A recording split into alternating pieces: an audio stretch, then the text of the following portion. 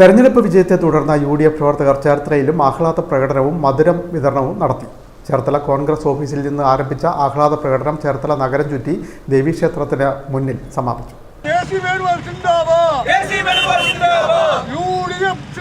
ഐക്യജനാധിപത്യ മുന്നണി ചേർത്തല നിയോജക മണ്ഡലം കമ്മിറ്റിയുടെ ആഭിമുഖ്യത്തിലാണ് ആഹ്ലാദ പ്രകടനവും മധുരപലഹാര വിതരണവും സംഘടിപ്പിച്ചത്.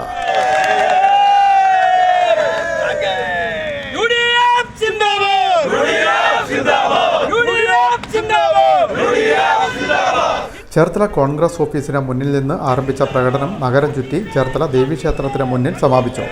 തുടർന്ന് നടന്ന സമ്മേളനം UDF ജില്ലാ ചെയർമാൻ അഡ്വക്കേറ്റ് CK ഷാജിമോഹൻ ഉദ്ഘാടനം ചെയ്തു. UDF നിയോജകമണ്ഡലം ചെയർമാൻ T സുബ്രഹ്മണ്യദാസ് അധ്യക്ഷനായി.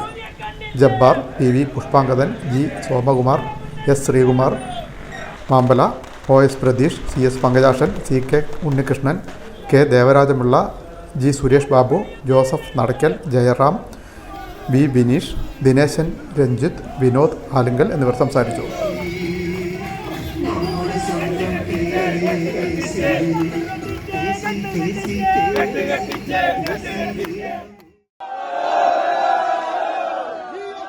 മാവേലിക്കര മണ്ഡലത്തിലും ഐക്യജനാധിപത്യ മുന്നണി സ്ഥാനാർത്ഥി കൊടിക്കുന്നിൽ സുരേഷ് വിജയിച്ചു. 9,000-ഓളം വോട്ടിൻ്റെ ഭൂരിപക്ഷമാണ് കൊടിക്കുന്നിൽ സുരേഷിന് ഉണ്ടായിരുന്നത്.